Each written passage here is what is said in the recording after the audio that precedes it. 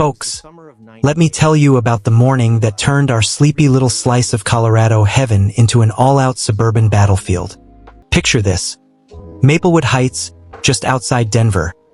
Rows of identical two-story colonials with perfect green lawns, white picket fences that never needed painting, and that fake friendly wave every time you pulled into your garage. On the surface, it looked like the American dream, the kind of place where kids rode bikes without helmets and neighbors swapped casseroles on Sundays. But underneath, pure HOA tyranny dressed up as community standards. My name's Logan Hayes, freshly divorced after my ex took half the retirement and left me with the dog and a mountain of lawyer bills. 22 years moving tanks and artillery for Uncle Sam had taught me one thing: never let anyone corner you. So when I scraped together enough for this corner lot with the big circular driveway, I figured I'd finally found peace.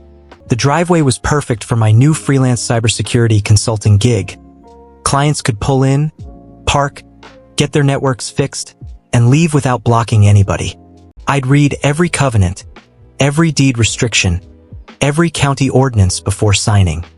Nothing, and I mean nothing, banned home-based businesses or client visits. Then I met the queen of Maplewood Heights, Vanessa Hargrove. 47, real estate queen by day, suburban dictator by night. She lived in the McMansion at the end of the boulevard, the one with the three-tiered fountain that sprayed water like it was mocking every drought restriction on the books. HOA board president for 4 straight terms, bleached smile sharper than her designer heels, and a white Lexus she polished like it owed her money. First clash happened on a crisp October Tuesday. I was loading server racks into my F-150 when she materialized in my driveway like a ghost in Lululemon. No hello, just clipboard and attitude. Logan, that commercial vehicle needs to disappear immediately. We don't allow business traffic in residential zones. I blinked. Ma'am, this is my personal truck. Clients park here for an hour tops. She clicked her pen like a loaded gun. I've been documenting. It disrupts our aesthetic harmony. Her perfume hit me, something floral mixed with pure entitlement. I kept my army poker face. She spun on her heel. Do that. We aren't Maplewood material. 3 days later, the first violation notice arrived. $175 fine for unauthorized commercial storage. $500 a day if I didn't cease business activities within 7 days. I spent the weekend buried in paperwork. Page after page proved I was legal. But buried in the HOA handbook was a vague commercial vehicle clause written so loosely it could ban pizza delivery. Classic trap. Hearing. Earliest slot? 6 weeks. Fine deadline? 7 days. Pay up or bleed money while they dragged their feet. I paid the blood money, but that taste of humiliation burned. I installed 4 high-def security cameras that same week, night vision, motion alerts, the works. Then I started watching. 'Cause Vanessa had just poked a guy who specialized in winning wars through patience and superior preparation. The small stuff built fast. Mine was half an inch too long after a rainy week. Then the Halloween flag violation. Apparently my small American flag on the porch was too political. Each fine came with that same snooty letterhead. Neighbors started giving me the side-eye. Mrs. the street when she saw me. The mailman suddenly couldn't make eye contact. I felt the isolation creep in like winter frost. But every night I reviewed footage and added another page to my growing dossier. One evening, my 12-year-old daughter Lily came for her weekend visit. She dropped her bike in the driveway and grinned. "Dad, this circle is perfect for wheelies." I watched her spin and laughed for the first time in weeks. Then I saw Vanessa's Lexus slow past, her eyes narrowing at my little girl's laughter like it was a personal insult. That moment twisted something inside me. This wasn't just about my business anymore. It was about protecting the tiny slice of joy I had left. By November, the fines totaled over $2,000. I was documenting every late-night Lexus cruise past my house. Vanessa thought she was harassing a broken divorced vet who'd fold. She had no idea she'd declared war on someone who'd spent 2 decades moving heavy armor and knew exactly how to build something she could never move. The real gut punch came at 6:12 a.m. One freezing December morning. I stepped outside in my bathrobe for coffee and found 3 massive concrete barriers, the kind used on highways, parked square across my circular driveway like prison walls. Fresh concrete smell mixed with diesel. My truck trapped inside. I called my old Army logistics buddy Mike Torres before the steam even left my mug. 5 words. I need something permanently immovable. Mike's chuckle on the line was all I needed. Roger that, brother. But first I had to deal with the immediate rage. I filmed everything, called the tow company, paid another $375 release fee. The dispatcher actually laughed. Take it up with your HOA pal. That word orders hit like a slap. It followed real orders in war zones. Now some real estate Karen was playing general with my property. That afternoon I confronted her on the sidewalk. She was measuring my driveway again with a fancy tape, pretending it was routine assessment.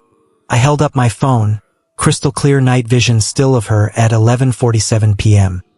2 nights earlier. New hobby? Vanessa? For 3 glorious seconds her Botox face cracked. Then the plastic smile snapped back. Community safety, Logan. Multiple complaints about your traffic. From who? Confidential board business. I leaned in. Funny how those complaints only started after I refused your first fine. Colorado Statute 38-33.3-209 says boards can't invent restrictions. You're manufacturing rules like cheap knockoff handbags. Her jaw tightened. Emergency board meeting Thursday. Be there or else. The kangaroo court was pure theater. 5 board members at a folding table. Vanessa presiding like a judge in a bad Hallmark movie. PowerPoint slides made my modest setup look like a strip mall. Excessive vehicular activity threatens property values, she declared. When my turn came, I passed out highlighted covenant copies. Page 14 explicitly allows home businesses. My truck weighs under the commercial limit. And this meeting violates 72-hour notice rule. A calm voice from the back row cut in. Harold Jenkins, retired attorney, 72 with eyes like a hawk. He's right. Legal. Whispers rippled. Vanessa banged her gavel so hard it flew off the table. But the damage was done. That night, the towing escalated. Truck gone again. Garage door. I stood in the empty driveway shaking, thinking of Lily's weekend bike rides now impossible. Mrs. 76 and widowed, showed up with a lasagna and fire in her eyes. That woman destroyed the Kellys' trampoline last month, called it an eyesore. Little Tommy cried for weeks. She's terrorizing everyone who doesn't bow. More stories poured in over the next days.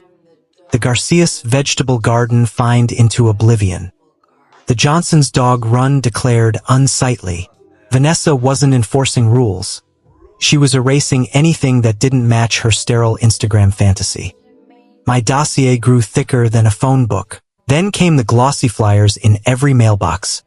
Protect Maplewood from commercial infiltration. My truck photoshopped to look like a fleet. Fake quotes about crashing property values. Neighbors started avoiding me like I had the plague. But the victims were waking up. The Kellys knocked first, he said. Grease under his nails from double shifts. Little Sarah peeked out. That kid's question hit harder than any fine. This had become about protecting childhoods, not just driveways. The underground resistance grew fast. Within a week, the Garcias brought garden violation photos, the Johnsons' dog run evidence, even the Hendersons whose teen's basketball hoop Vanessa had labeled a noise nuisance. We met in my kitchen, war room of coffee-stained legal pads and highlighted statutes. At 2:17 a.m., county records when the bombshell hit. Vanessa Hargrove owed Maplewood Heights HOA $9,500 in unpaid special assessments, roof repairs, street maintenance, the works. 2 years delinquent. Clear. Board members must be current or they're automatically disqualified. Every fine she'd issued, every meeting she'd run, every towing order, legally void for 19 months. I called Harold at dawn. The whole time, his whistle was low. This is nuclear. Strike. I kept playing the victim while my cameras caught her daily surveillance passes. Her Lexus circling like a shark. The psychological war intensified. More flyers, whispered campaigns, even a petition to have my eyesore business removed. But the cracks were showing. He now nodded in solidarity. Lily's next visit, she asked why everyone was mad at us. I knelt and told her, sometimes grown-ups forget rules are supposed to protect people, not punish them. But Daddy's fixing it. Her hug was all the motivation I needed. Meanwhile, Vanessa doubled down. She hired expensive lawyers who dropped her the moment they saw the delinquency records. Her midnight drives became frantic. We knew the trap was closing. Operation Concrete Justice launched the weekend Vanessa flew to a real estate conference in Dallas. Mike Torres rolled in at dawn Saturday with 2 concrete trucks and a crew that moved like special forces. 5 custom decorative planters, each 10,000 pounds when filled, reinforced rebar cores sunk 8 feet deep, elegant aggregate finish that actually improved curb appeal. Positioned exactly on my property line, 41 inches high, 1 inch under permit requirements. By Sunday night, they stood like silent sentinels.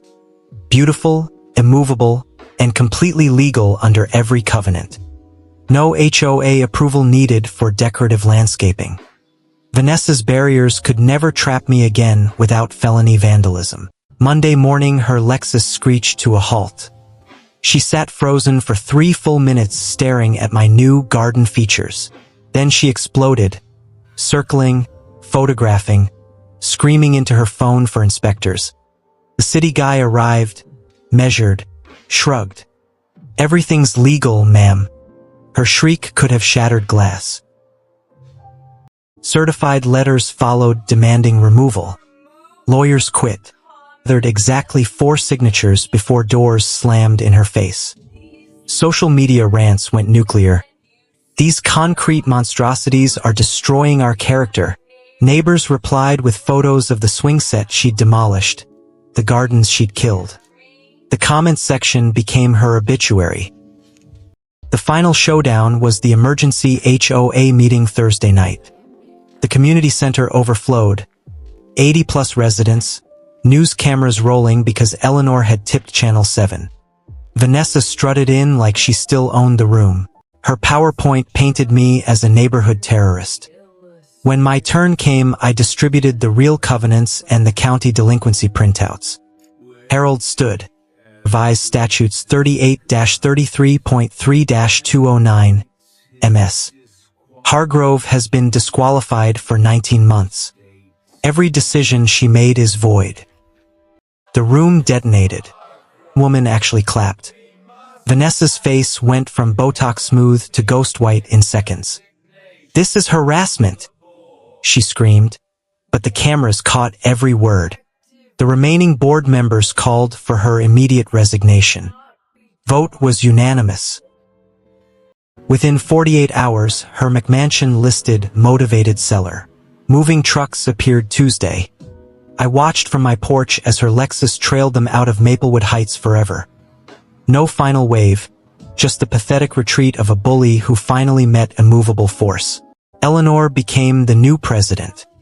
Board meetings turned into potlucks. Property values jumped. Aline. Lily now does wheelies in a driveway no one can block.